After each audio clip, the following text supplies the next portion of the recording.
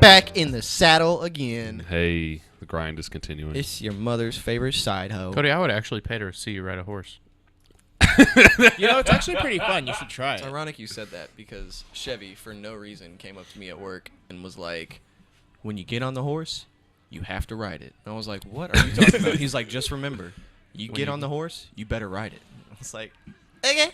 And always be ready because they do not like having people on them. He goes, don't let the horse ride you. You gotta ride it. Chevy kills me. Pointed at his head. Chevy like the meme, kills me. like the meme of the dude pointing at Oh, his yeah. head. Yeah, the one. And also with us today, I'm OG Philly G. A streamer on hiatus, Enryan Gryphos. wow. But no, that reminds me. The one time I rode a horse, I was trying to control it, but you know how they are. They're big animals with a lot of strength. And this horse is like, nope, I'm going to walk and just rub my entire side up against this tree real quick. So I'm sitting there, I'm Rip like... your leg. Dog attack. So, yeah. So this horse is walking towards this tree. I'm pulling him, trying to get him to go away. And nope. I had to fucking unhook my boot and swing over to one side, and he just scrapes the tree, and then I swung back on and kept going. Why didn't you just push against the tree with your foot? You're gonna You're gonna outmuscle a out- horse. Okay, wait, yeah, hold on. How much does this horse weigh? wait a minute. Wait till you feel him like some give, and then just give it a good kick. I don't think Homie, you understand your how leg strong would a be horse pressed is. against that before you have the chance for Before it you to lift give. up. Cody, Also reminds me of a video I saw.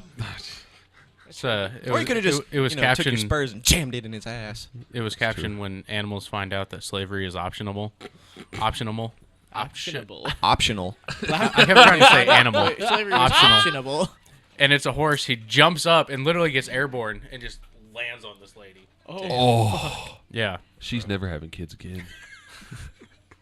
That's just a crushed cervix. Probably is all. best. Okay, so our topic today. Yeah. So today is I'll start this off by saying that we're kind of changing the way we do things around here because the chaos needed to stop anyway. So we're actually going to sit down and talk about a certain topic every week that we discuss about. As professionals. Yeah, as professionals. Professional animals? Is that what that's for?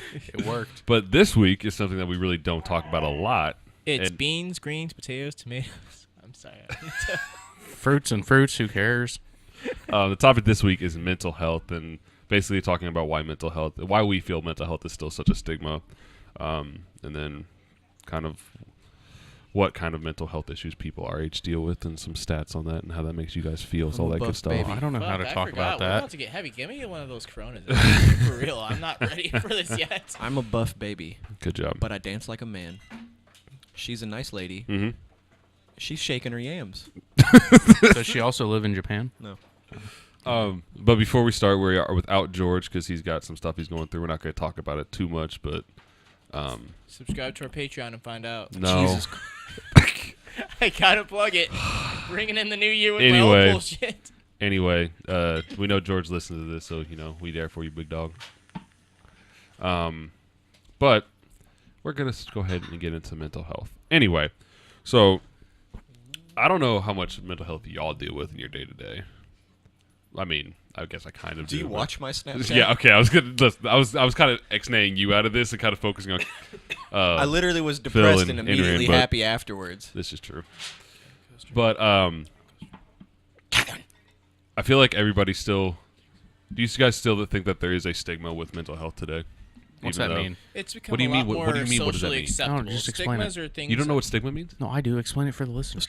Exposition guy. A stigma. What is a Stigmatism. stigma? It's kind of like there's a bad Stigmatism. When connotation. your eye is It's not a shaped bend funny. in your eye. I have that. Yeah. There's There's operations to fix that. I don't care. there is a bad connotation that comes with saying that you have a Stigmatism. mental health issue, whether that be depression, anxiety, bipolar disorder, schizophrenia, whatever your mental health issue is. There's a bad connotation that people get from that. Some people think it means you're weak. Some people think it means that you're crazy. There's a whole list of things that you can go through that people feel when someone says, "I have mental health issues." If you don't believe in mental health, just look at Kanye. You think Kanye is a good example of it?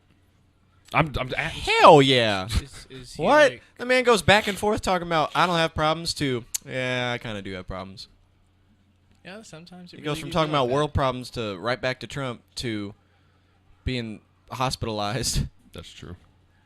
But I mean, I feel like I don't think Kanye is like I think there's a reason he does that. He flips back and forth like that. I'm not saying he does it on purpose, but saying like there's a reason that people do that, where they have so many like issues that they deal with, and then it's just like it's just gone. Name one genius that ain't crazy. See, the way I see it, like it's how everybody processes what's going on in their lives. Like I know there's certain things that make me extremely anxious.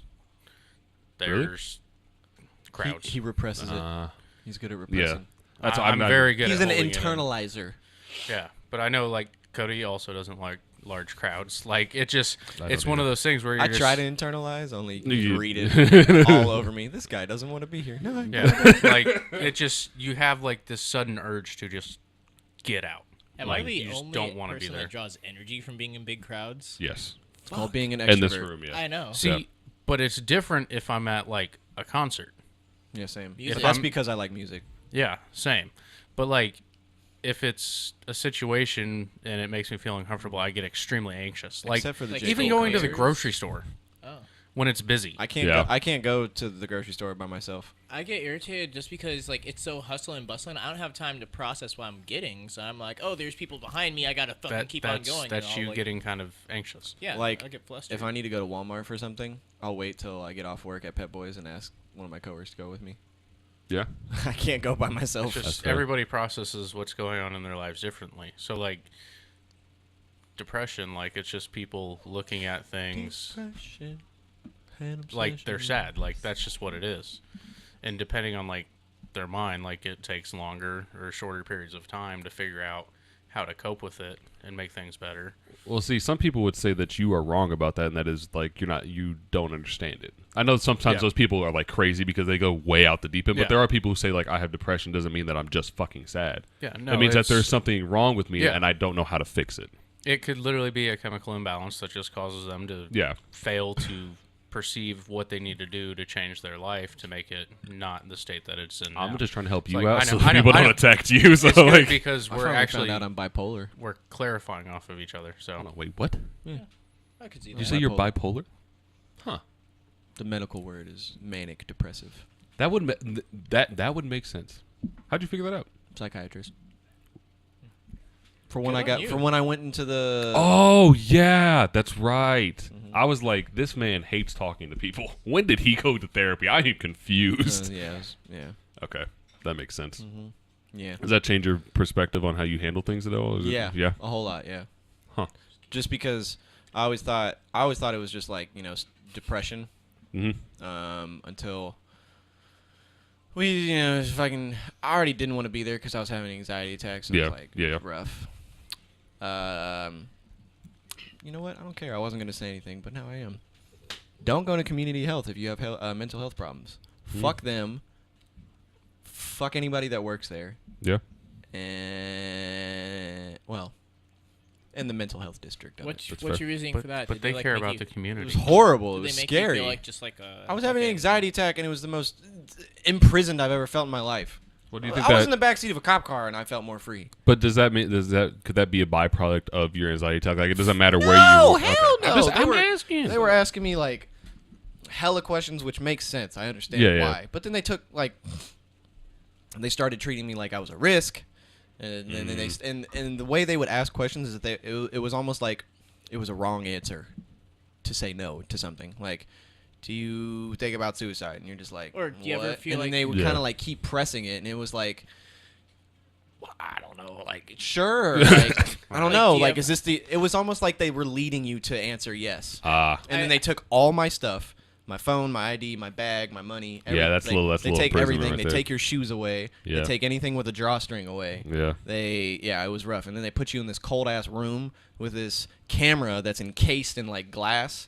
And it's just pointing right at you. God, that would you were feel there bad. for just a screening, right? No, I had an anxiety attack that lasted like 2.5 to 3 hours.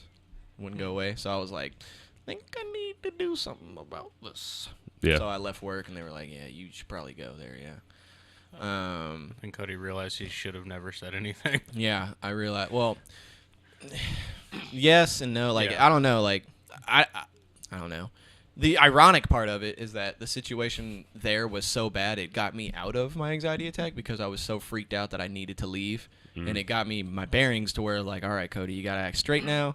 You gotta just because the one thing that was really setting me off is that they kept pushing the agenda of keeping me there. And I was like, no, like, and they kept asking, like, have you ever stayed overnight at a facility like this? What do you want to do? You feel safe to leave? La da da da da. And I was like, y'all are not fucking keeping me here. Like, I don't want to be here. Yeah. And then I don't know.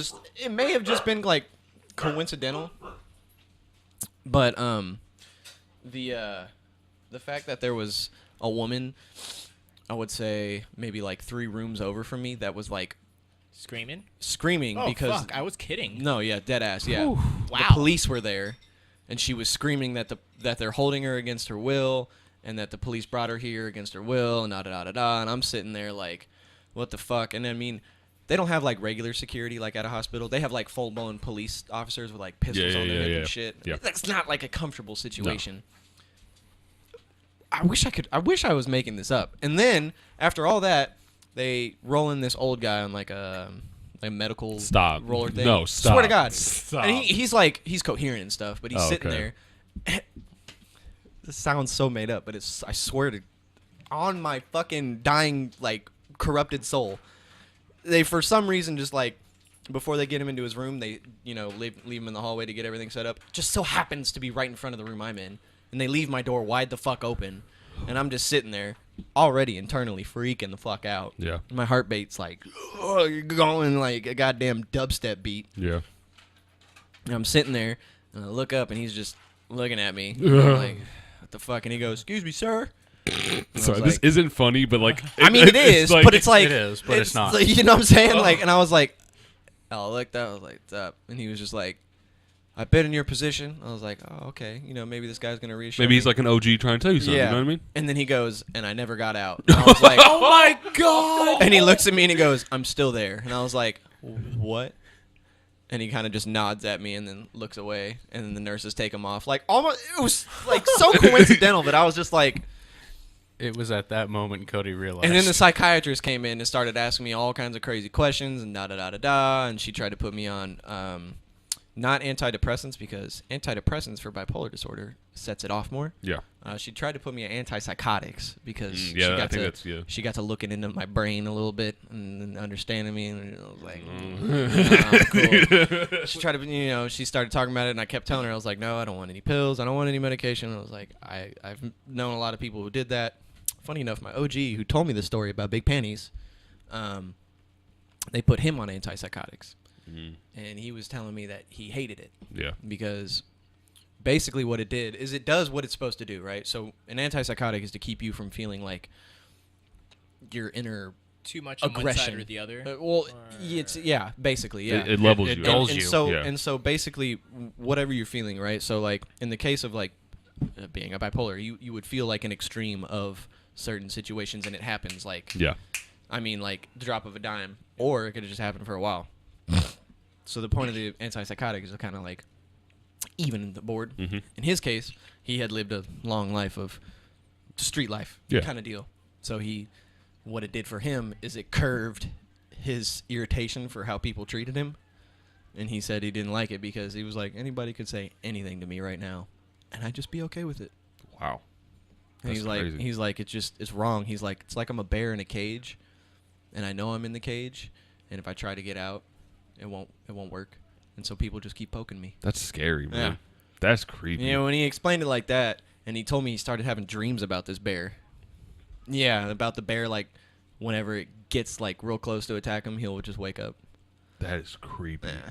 And I was like, man, no thanks. It would be kind of like being strapped to a bed. You're strapped to the bed, and people are doing things to you, and they are, and you want to react, but you just can't. You've hit the acceptance. That's the part that he didn't like, is that you accepted that this is your situation now. Yeah. And I was like, man, I don't know if I could deal with that. He'd rather have the emotions and even though it may turn to something, at least he like felt some sort of power on his life. Mm-hmm. It kind of takes away your. You don't care. Yeah. And to him, it was like, which I understood. I was like, if I'm under a substance that's gonna make me feel like everything's just cool. Yeah. Hey, Cody, your hair is fucking stupid and you're disrespectful. Oh, okay, thanks. Right. I don't know. Yeah. Because once the meds wear off, you get to thinking about it all. Yeah. And you're like, wait a fucking minute. This man, so. Do you think the meds have a huge effect on the way people think about mental health? I think. Because I'm torn about medication because I think it's real. Like, I really think, like, in certain situations, like, it really could help you. Yeah. Depending on how you choose to, like, go about doing it and how you cope with, like, your current situation. Like, I don't know. Like, so I took CBD for a while, too. Yeah. Because my grandma and my stepmom sell that stuff. Yeah. Shout out HempWorks. The purest CBD oil you can buy. There you go. All their farms are in Kentucky. Hey. Pure Wait, CBD plants. Like, you're being real right now. I swear to God. Like, Steph is... Yeah. She makes... Oh, I did not know that. Yeah. Oh, yeah, hey, she's like... Shout out. She's a great... she's a brand ambassador, and she sells That's CBD dope. oil. Yeah. That's dope. Like, all the products. Like, all that good stuff. Yeah. But the thing about the CBD did work for the depression or whatever and it worked. I psyched myself out because I was like... It was like... Everything was cool. I wasn't bothered. I wasn't upset about anything. And then I got to thinking, why am I not upset? What's happening? That's a weird Oh my feeling God. of numbness. And then that spiraled out of control, and I was like, It's because it was different, and you Yeah. weren't used to it, and it was freaking you out. Yep, exactly. But, like... I talked to Steph about it. Yeah. I guess it's a thing called the healing period. I don't It's- like that word. Well, and it's basically your, more or less your brain has toxins, right? And, Yeah. and it's healing itself, and so it kind of goes to this period where you're just like, wait a minute, like, why is this not what I'm used to? Oh, okay. And so if you're able to get through the healing period, everything is copacetic afterward. I just so happened to run out of CBD and didn't buy anymore, so I just left it alone. Yeah. But I feel like when you look at mental health, there's two ways people always deal with it, right? It's either they talk out their issues and try to find a way to work through them mentally, or some people who can't do that, like with some people like have bipolar issues, it's not something you can just like talk yourself out of. Right. Or someone says schizophrenia, that's also not something you can just like talk yourself out of. It's just there's something wrong in your head. Right. Not I shouldn't. It's that a sounds physical, bad, but chemical yes, imbalance. Yeah. Well, So real. I mean, like, there's so many levels to it. Like, the true like depression, like Yeah. condition is a physical chemical imbalance in your brain. Yeah. You are low on certain levels that keep your brain functioning at its peak. But do you think but like some people say they can just talk themselves through it, right? Not like that but like they go to therapy and it helps them deal with it. Not that it goes away, Well, yeah, but But that's you there know are why ways therapy to. is good, right? Yeah, It's the because person that talks to yeah, socialization, like it's Yeah. proven fact, it increases like dopamine levels in your brain. usually So, when you feel for instance, right? I was doing this. I ran somewhat of a like a social study kind of deal at my job. Yeah. High fives, right? Yeah. So I watched a mini doc on cuddling in Japan because they have places where you can pay and just cuddle with somebody. increases the releases of dopamine. You can Yeah. do that here too. And so they were talking to the psychiatrist about it. And the psychiatrist was like, any minimal touch can give you just that slight increase. And so for a while there, I was just like, high five, you know? High five, high five, high five. Yeah. Fucking works. It's weird. Yeah. You don't realize it because, like, it's just, like, little touches. Huh. Well, I feel like I'd never really have to deal with We're social creatures. I know. Yeah. But I don't deal with any like inherent like mental health issues. Like I get anxious at times, like a lot of people do, but it's not something that I feel like getting anxious is normal, though. yeah, to certain levels. Yeah. But like it's like with Phil, like I don't get anxious in all big crowds, but when I have someone like if I'm with Hannah or if I'm with my family, my alert levels are off the charts. I would say that's normal. Oh, okay. Well, for me personally. Flashback to a couple podcasts ago when you went to Hannah's like thing. That made me Say. super unsafe. But like that, I that- think that's more my safety rather than me being anxious. I was anxious about my safety, but there was a certain cause from it. Sometimes there people, was external. There Yeah. was something extra Yeah. causing that. but like this is how I get out my shit. Like we come here every week and we just fucking talk. We haven't in a while, but like it's Welcome back!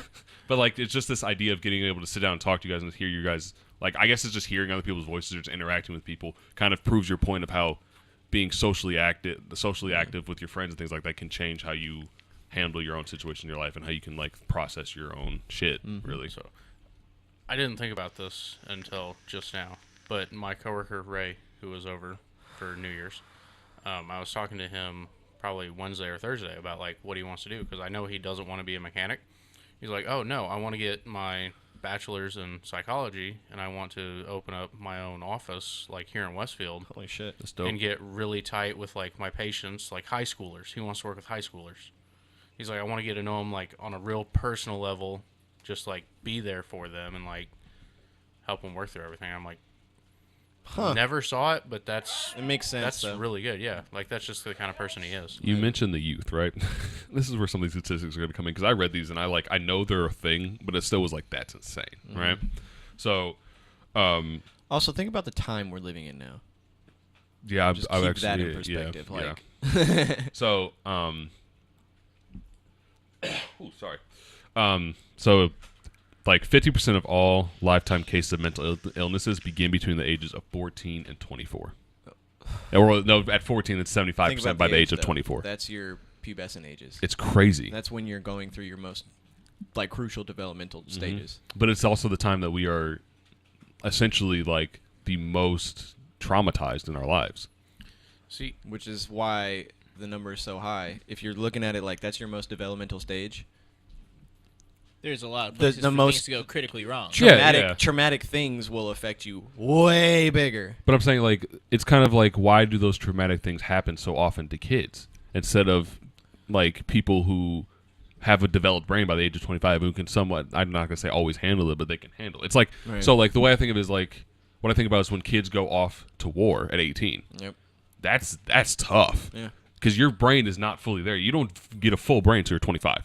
But you're supposed to process taking someone's life. You know, there's an episode on The Walking Dead about that. Is there? Yeah. There's one of the characters runs across this guy who was, I forget the title of it, but basically he interviews like murderers. Huh. And that was his before the zombie apocalypse or whatever. Yeah. And he was explaining that as humans, our brains are not. They're not meant to hold the trauma of killing off our own species or other things for our own species. So if you look at it from like a predatorial standpoint, right? Mm-hmm. Tigers, lions, fucking wolves, etc., etc. In their brain, it's wired that they have to kill because otherwise they do not survive. Humans, no, not so much. Yeah. We can survive on other means. Mm-hmm. So our brains are not wired in the sense to do things like that. So to, hop on that topic, it is pretty crazy that we're allowing like 18-year-olds to go to places like that and really be in like full combat situations and expect them to just like come back like, yeah man, killed a couple terrorists. Well, like, it's not even like the younger ones in the military though. Like it happens throughout all of them. Yeah, it happens through all of them. I remember when my dad came back, and that was scary. Yeah, your brain's like not. There was a couple years where it was really scary. Like he'd be taking a nap, and I'd want to go down the street and like play with my friends, and I'd be scared to wake him up. Yeah, because there were a few times where like he'd wake up and he'd have a flash, and his fist would go through the wall. That's crazy. Just because he forgot where he was. Not to mention the ridiculously high suicide rate among military veterans. Your brain's not wired to cope with shit like that. I have another scenario that happened in my family too. My grandpa, he was a Marine, and he had open heart surgery. Mm-hmm. And when he came out of the anesthesia, he thought he was in a POW camp. Holy shit. Whoa. Yeah, so he's got IVs and all sorts of stuff hooked up to him. He just had half of his heart replaced. And the only person he recognized was my dad. Damn. Didn't recognize my grandma, my dad's sisters. Like, Damn. the only person he recognized was my dad. That's and crazy. He literally, like, at one point, he ripped all the IVs and stuff out of his arms. And he got up, and he's, like, 50-something at the time. And he's running, like, with his fucking hospital gown, butt-ass, like, butt out in the wind, just running down the hallway trying to escape. Sorry, that's not funny, but it's... I know, it's not funny, but it's hilarious. Yeah, it's not funny, it's funny. Like, it's so bad. I laugh when it's just like his butt out in the wind, and I was like, Phil, why? Like, we're kind of playing God at this point with all these medicines. Mm-hmm. And I think that's my biggest issue with, like, the whole mental health thing, is they're so quick to push the medicine. I mean, especially, so, like, there's depression, the anxiety medications, and the other big one is, like, ADHD. or ADD. Yeah. Yo, that one makes me so Immediately, mad. that's probably the worst one. But I know, like, we've gotten to a point where it's like, oh, we have a medicine for this, and they just write a prescription. Like, they don't take the time to, like, get personal with someone and actually figure out issues. And, like, it's usually like, here's a medicine. If this one doesn't work, we'll try another one. Yeah, the psychiatrist straight up told me, this is what this bitch said to me.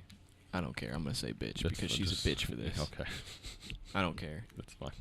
You'll It's understand. not fine, but yeah. Okay. You'll understand. Okay, go on. Her exact words were, sometimes your mental health is kind of like a common cold. It won't get better until you treat it with medicine.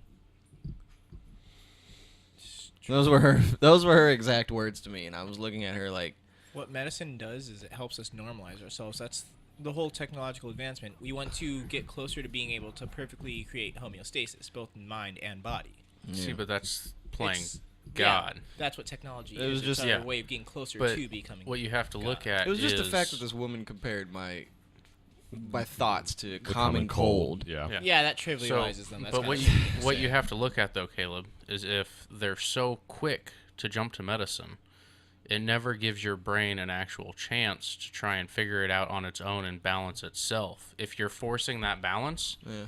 Artificial be- development is not as good as natural development. you'll be dependent on that medicine for the rest of your life That's how because you alcoholism don't know is. how to cope. That's how alcoholism starts. Yeah.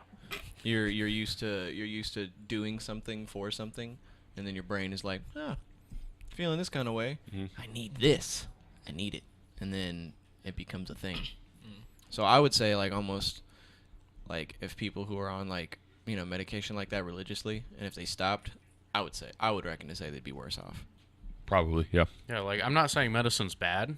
I just think it's being It's not used correctly. I feel like there should be like a dosage should be kind of like should be minimalized. Well, that's what prescriptions are, but people still take advantage of their Well, prescriptions. no, it's not even that. So, like, Well, they always up it. someone I know But who that's- deals with this is like, I can tell, like, when I'm interacting with them when they normally take their pills, I know that like they're good. Yeah. It's the person I know, right? Mhm. Not that they're like always they're a different person when they don't, but there's something different in the mannerisms and the way they act that I can be like, oh, okay. And it's not even that they just don't want to take, which is like they forgot or something, and it's just like whatever. But like, it's you could just tell that their brain is like kind of thinking a little bit differently. Yeah. Not that it's a bad thing. It's just something that their body is, like you said, there's something their body's gotten so used to that when they don't have it, their brain has to work in a different way. Can't have a healthy body without a healthy mind. Yeah.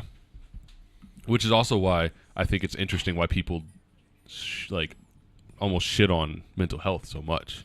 Well, I've actually been wanting to touch on this. I feel like one area where there's a lot of stigma for mental health is employment. I'm not saying like employment discrimination. If you're depressed, you're not going to get hired for this. But for certain jobs, like with the military, I know that they ask you like, have you ever done drugs? This isn't going to disqualify you, but there will be certain positions that you won't be able to get if you have. All right, have you ever been depressed? Also, won't disqualify you, but there are certain jobs that you won't be able to get if you have. Yeah. And that's like a big thing. A lot of people won't want to go out and like get diagnosed with these things that they can get help for because they're worried that, oh, hey, if I get this on a record that I had a prescription for antidepressants, I'm not going to be able to go to this point in my career down the road. It's true. It's Is true. that what your mom told you once? Oh yeah. I never went and seeked help because I remember my mom told me. It was what'd she say? Oh yeah, don't tell him you're depressed because you'll be stuck in the system. Yeah. And goddamn was she right. I'm telling you, man, it's a thing. And it scared me. Like yeah, I mean I get what she's saying. Mm-hmm. And some people might look at it like, why would she tell you that? Like what the hell? But it's like, if you look at it from the standpoint of like, once you're in there for that, all they gotta do is search. Yeah.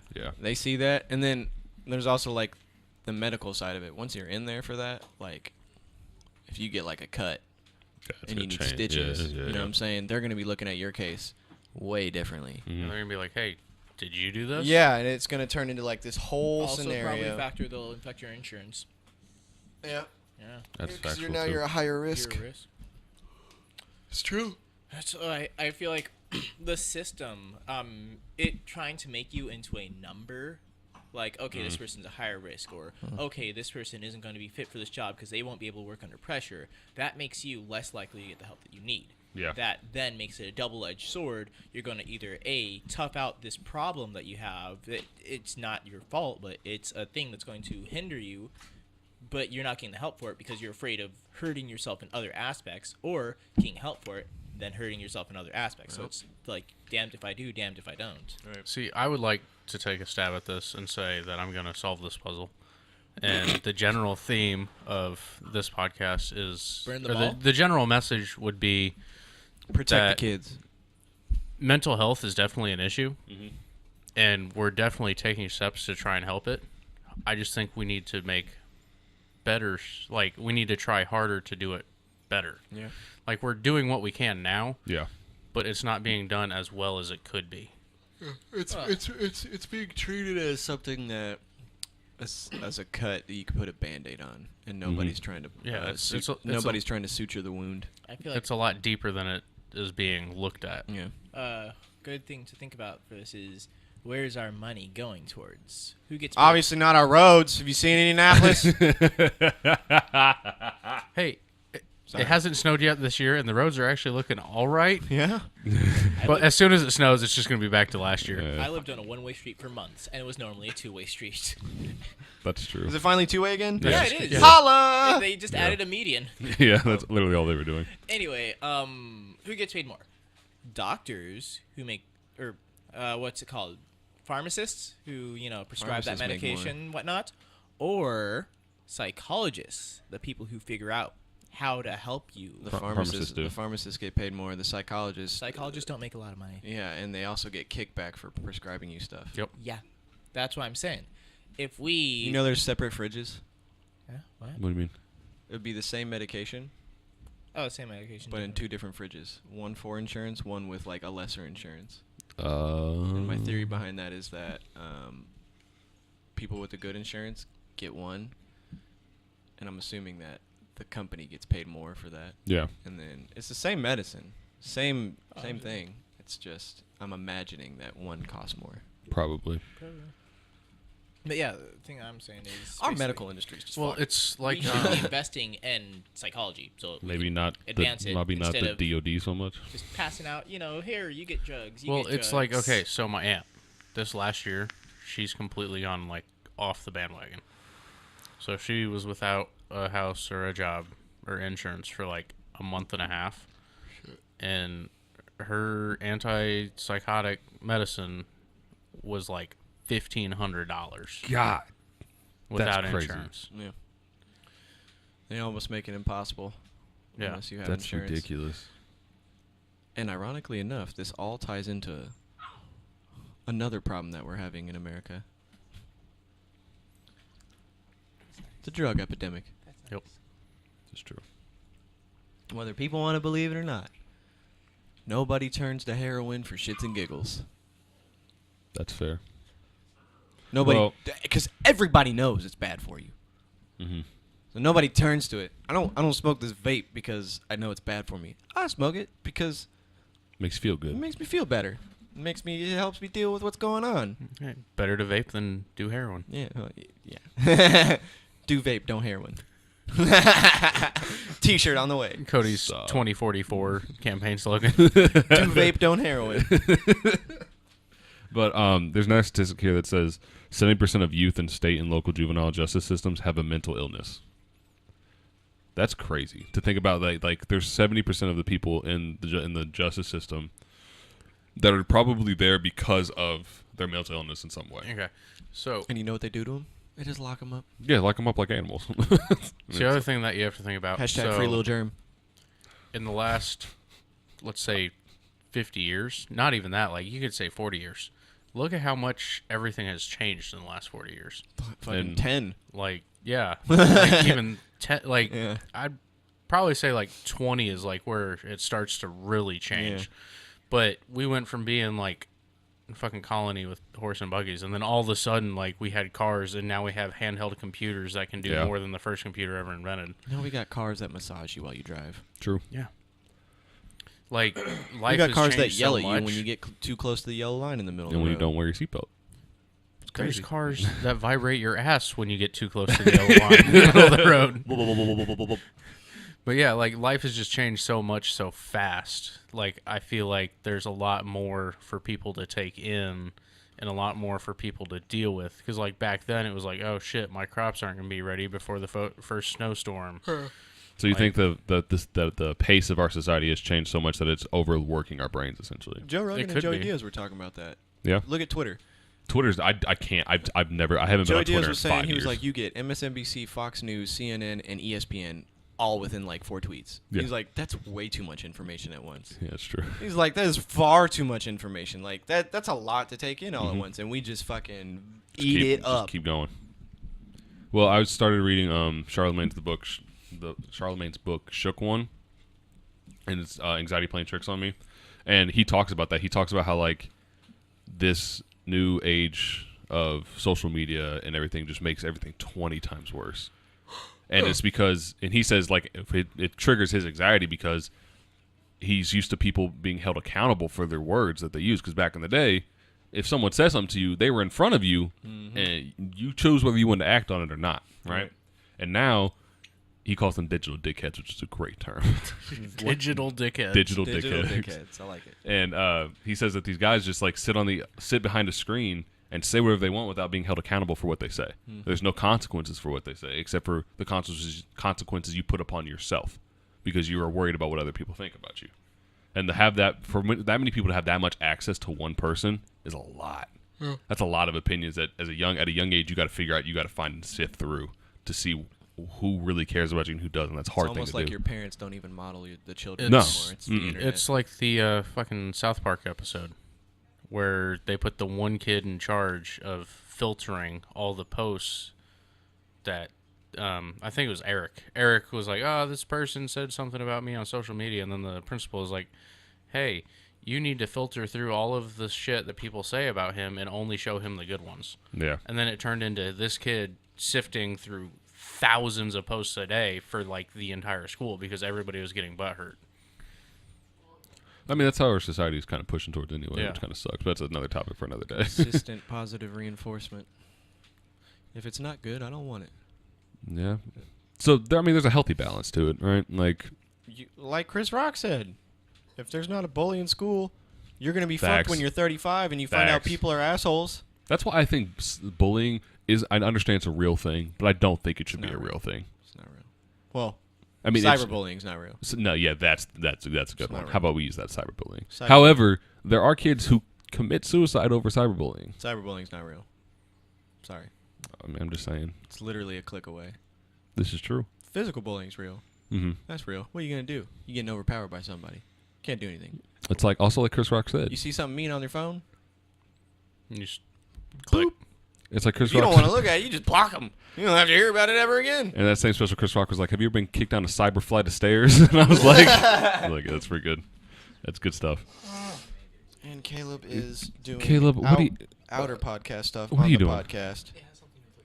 Then But just say it but out the loud. Viewers can't see it. To explain, so Viewers can't see It's it. a video.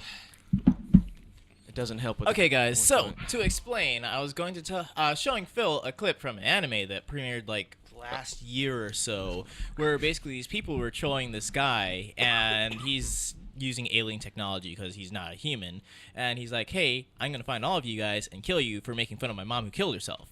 And they're like, oh, yeah, just try it. We dare you. And then he ends up popping up on their screens as videos. And he puts his hand out with like a finger gun. And he goes, bang. And he shoots them through the screen. And they proceed to shit themselves hilariously. And I was going to show him that. And that's why I was like, hey, it's probably not worth bringing up right now because it's only like a very small detail that you'll You bring know up. what the ironic thing about him being a weeb is? I'm the one with the Japanese tattoo. How does that work? Hold on. That actually kind of reminds me of Jay and Silent Bob Strike Back because they were getting shit talked on the internet. That's the whole reason they were doing everything they were doing. And at the end of the movie, they made so much money, they literally flew to everybody's house, tracked down the people talking shit about them online, and then beat the shit out of them. Like, All right, so we're probably going to wrap this up with these last couple of statistics because they're actually kind of interesting. So, white males, right? Most privileged people in society. they accounted for 7 out of every 7 out of 10 suicides in 2016. That to me, that's crazy. You think it's also because in the black community it's not allowed to be depressed? That's true too. That's a whole. That's a whole episode. Yeah. I don't. That's a lot. That's a whole thing, though. That's a lot to unpack. In the black community, you're quote unquote. It's the stigma is that you can't be depressed. You're not allowed. Mm-hmm. It's not a thing. Yeah. That's white people shit. Mm-hmm. Yep. Exactly. So do you think that statistic is maybe skewed because? No, because that doesn't. This is like the amount of people who actually committed suicide. Black people still commit suicide. I wonder what the statistic is in comparison, because I got you. Statistic-wise, that right here. Technically, more white people are killed by cops. However, percentage-wise, it's incorrect. But this just gives you the average. This is an age-adjusted suicide rates by ethnicity from 2000 to 2016. So it takes the entire race over that span of years. Native Americans are up there. Yeah, so the top is white, which still blows my mind. The very bottom is black and Asian / Pacific Islander, and then American Indian is between the two. So I see what you're saying, but at the same time, they don't commit. I guess the numbers don't match it. Yeah. As like, well, I guess the numbers do match in the sense that we think that's white people shit, so we just don't ever think about killing ourselves, I guess, or that we don't like try to, or we don't in general. Mm-hmm. But I find it interesting that it's the American Indian and the white community. You know why the Native Americans? I mean, yeah, we know why, because of the white people ahead of them. But, and so, like in 2016, it was 15.7 of every, was the suicide rate for whites, 13.37 for American Indians, and Alaskan natives. I don't know why they threw them in there, but that's fine. Mm-hmm. Asian and Pacific Islanders was 6.62, and black was 6.03. So there's a big gap between. But there's also a lot less black people than there are. This is true. This is true, but I don't know if they're doing it by. They only make up almost 30%, less than, maybe mid to high 20s. Yeah, I can't quite remember the exact. So I mean, yeah, that could very well be it too. But I mean, there's not. But look at American Indians. There's not. Oh, I mean, they're like. They're gone. Yeah. They're gone. Yeah. Like, and they still are like the highest. Yeah. It's just crazy. And then it breaks it down by age. You're gonna bring me into a rant about that. I know. I'm sorry. God. It brings me down to age, and actually, less than 15% are the lowest. Thank God.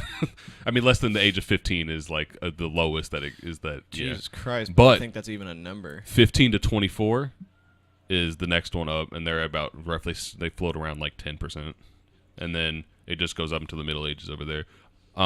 Interesting enough, the middle-aged white man is actually the the highest rate of suicide. Pussies. Just kidding. Suicide is not a laughing matter. Jesus Christ. But suicide is the 10th leading causing. You have single-handedly taking this from a wholesome family podcast. No. Oh, okay, cool. It never was. Totally destroyed the entire topic and point of the fucking you did. podcast. See, I was sitting over here like holding my tongue so I wouldn't say something stupid. Anyway, suicide is the 10th leading cause of death in the U.S., and 47,000 people committed suicide in 2017 in America. Single-handedly crushed the validity of what we were talking about. Yep. We can edit that out. Well, no, because now it's got to have to edit everything out. It's got to stay in. It's all good. God, Caleb, you ruined it. All right. So to sum this up in general, suicide is a topic we need to talk about more. We need to figure out a way to make the medical industry better suited to deal with mental health issues. I was going to say, this is originally about mental health, not just suicide, which is why but we're limiting ourselves a little bit. Yeah. Because it's a broader spectrum there. Yeah. But all in all, mental health is an important thing that we as a society need to tackle and try and help people who have mental health issues don't experience what Cody went through with community health. That was so scary. You know, you guys got anything you want to? Hopefully, wherever you guys live has better help, because we don't in Indiana. I just want to throw this out there. Oh, well, I'll let you do yours first. It's funny that we're talking about this because my uncle actually posted like a 3-page paragraph on his Facebook page about a solution for this problem. Burn them all. Ban phones until you're 21. Oh, that was his solution. That was his solution. That was his solution. I mean, you know, how about ban social media till you're 21? We can do that, right? Just get rid of social media. That's true. People might look up from their phones. So I was gonna say, actually went to the counseling center through my school back in college, Indiana State, and they actually had a really good counseling program. I had this other counseling center through my dad's military insurance, and I went to both of them. And the military insurance one, that guy like didn't really give a shit. It was when I went for my first session with them, it was basically kind of like what you described with your experience with those community health people. He was just like, yeah, do you have any thoughts of hurting yourself or others? I was like, no.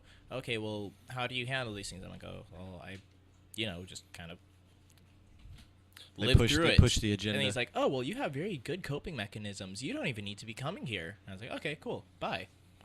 Went to the one at Indiana State, and their counselor was like, okay, well, hey, if you don't want to talk about what's been eating you, we don't have to. We can just talk about your day. And then, like, I kept on going back there, and, like, by halfway through the semester, they had me fucking spill my guts. And it was awesome, because I had my counselor that was just my go-to person, had them throughout the rest of my time at college. And there's a trust level that you have to build before you get to pushing an agenda like that. Yeah, it doesn't happen immediately. Yeah. And it certainly won't happen if you don't even, like, think to look beyond the surface of just, oh, yeah, this person's just perfectly fine. They don't need that.